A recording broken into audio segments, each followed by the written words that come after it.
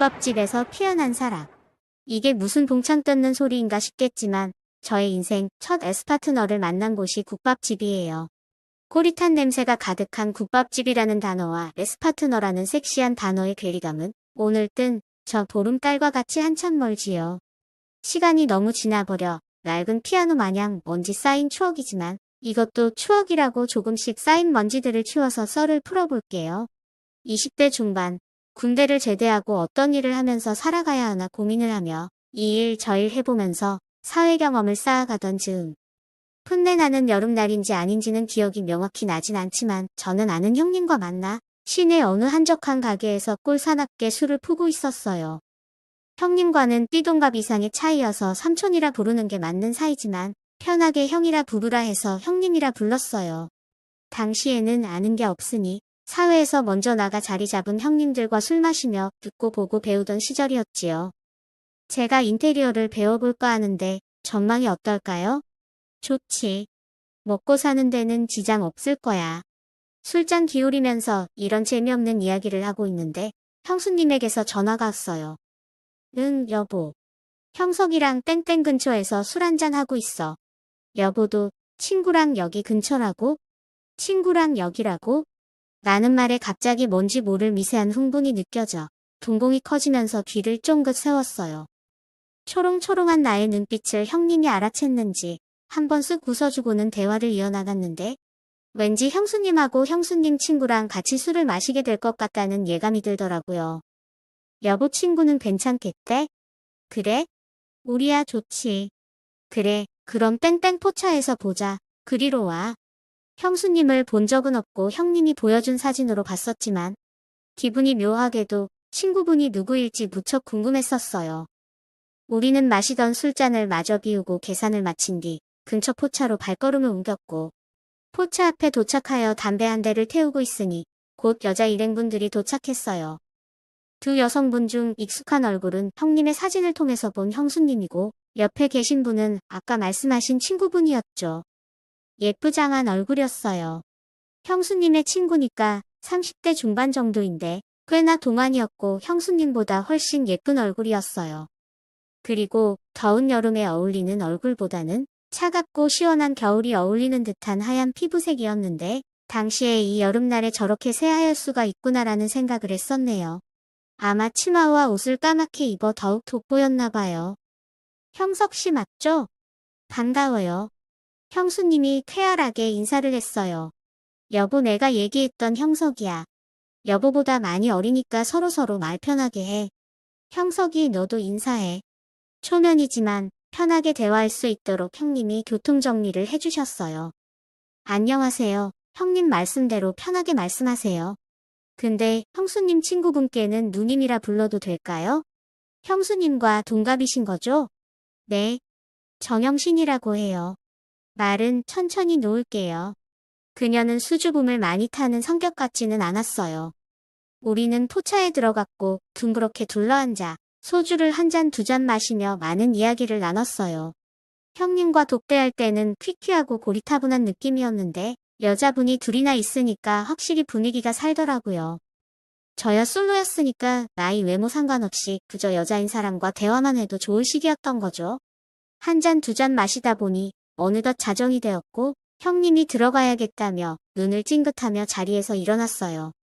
하지만 형님의 찡긋거림을 이해하기엔 그때의 저는 너무 어리고 눈치도 없고 숫기도 없었네요.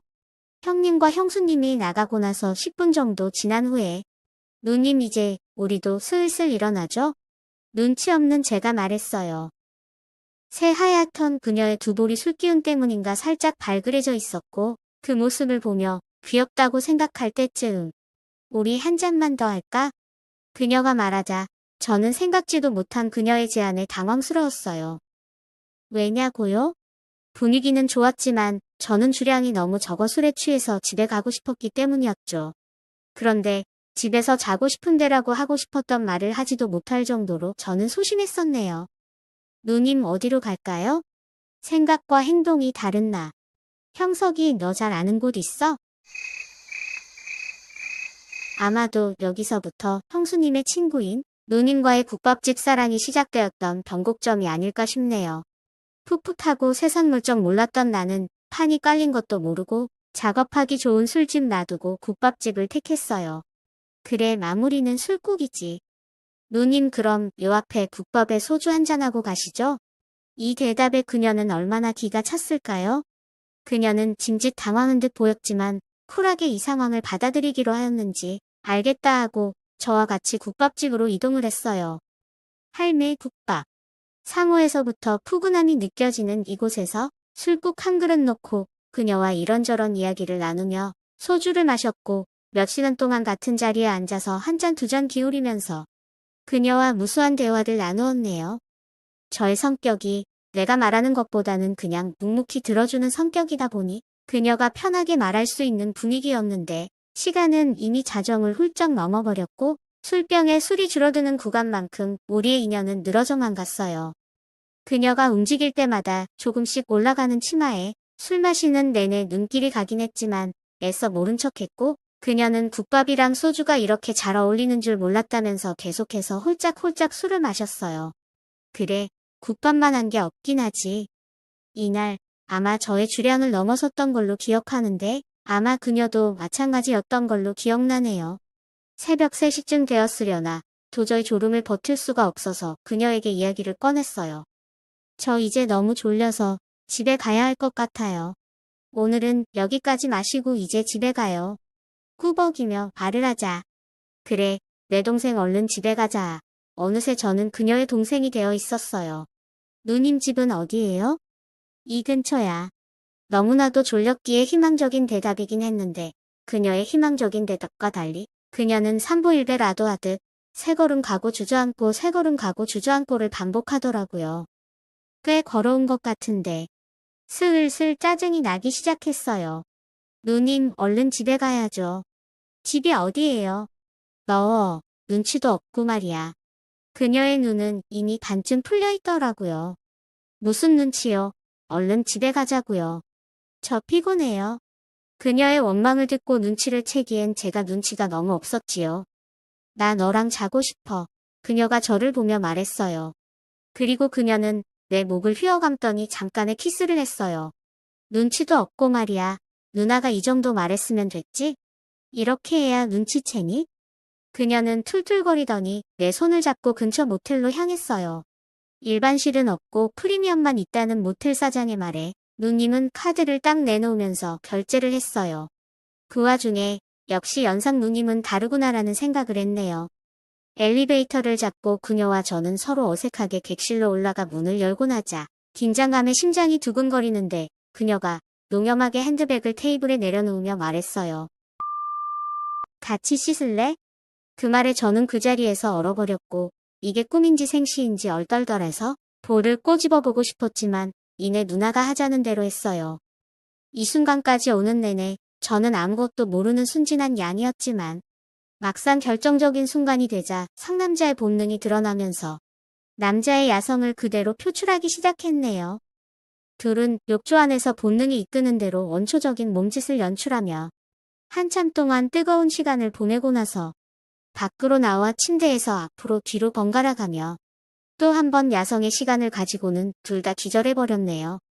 새벽을 넘어 해 뜰 때까지 술 마시고 마지막은 뜨거운 시간으로 마무리했으니 몸이 견뎌낼 재간이 없었던 거죠. 11시에 퇴실 콜이 왔지만 도저히 일어날 수 없었기에 퇴실 연장을 하고 오후까지 자고 일어나서 또 한 번의 격렬한 시간을 가진 후 같이 샤워를 하고 모텔을 나서며 우리는 전화번호를 교환했어요. 이후 저는 그녀와 주말마다 약속을 하고 만나는 사이가 되었고 관광지 찾아다니고 맛집 탐방 다니면서 연인처럼 지냈네요. 저도 솔로고 누나도 솔로였던지라 나이와 상황에 대해서 개의치 않고 놀러다니면서 주말을 보냈던 거지요. 그런데 누나는 저를 친구들에게 소개시켜주거나 일종의 남자친구처럼 대해주지는 않더라고요. 남친보다는 가까운 동생으로 대하는 분위기였고 심지어 형님과 형수님에게도 말하지 않았어요. 삼촌뻘인 형님의 형수님 친구니까 어떻게 보면 이모라고 해도 무방한 나이 차이다 보니 저도 동생으로 지내는 게 편하고 좋긴 했어요. 당시에 누나는 결혼 얘기까지 오가면서 오랫동안 사귀었던 남자친구와 헤어져서 한참 동안 힘들어했었다는 얘기를 형님에게 들었기 때문에 이해했었어요. 그래서 남자친구의 빈자리를 채우기 위해 나를 만나는 건가 하고 생각했었고요. 나이 차이가 많이 나는 상황에서 번듯한 직업을 가지고 있지 않았기 때문에 연인 역할을 하기에는 역부족이었고, 그렇다고 남친처럼 다가가기도 부담이 돼서 그렇게 동생으로 지내는 게 익숙하고 편하기도 했었네요. 놀이공원에 놀러 가면 쾌활하게 놀다가도 어느 순간이 되면 쓸쓸한 눈빛으로 변하곤 했는데 그럴 때마다 참 난감하더라고요. 갑자기 옛 남친과 그렇게 신나게 놀던 추억이 떠올랐나 봐요. 남친도 연인도 아닌 저는 누나의 기분이 다시 돌아올 때까지 꼭 안아주고 옆에서 가만히 기다려줄 수밖에 없었네요. 그렇게 만나다 보면 어느 순간 연인으로 발전할 수 있지 않을까 하는 막연한 기대를 가지고 있었지만 여러 가지 이유로 그렇게 되지 못했고, 주기적으로 만나서 술 마시고 국밥집에서 마무리 해장하고 모텔로 향하는 에스파트너가 되어버렸네요. 시간이 흐르면서 만남의 횟수가 점점 줄어들더니 어느 순간 만남 자체가 뜸해지고 제가 취업을 해서 바쁜 생활을 하게 되었어요. 그리고 요 근래 전해 들은 얘기로는 아직도 솔로로 지낸다고 하더라고요. 궁금하기도 해서 한번 연락을 해보고 싶긴 하지만 좀 애매하게 연락이 단절이 되었던지라 그냥 추억으로 남길까 아니면 연락을 해서 안부라도 물어볼까 고민을 하고 있네요. 풋내기 시절 그녀에게서 맛보았던 그 느낌이 너무 좋아서 한번 만나보고 싶은 마음이 있거든요.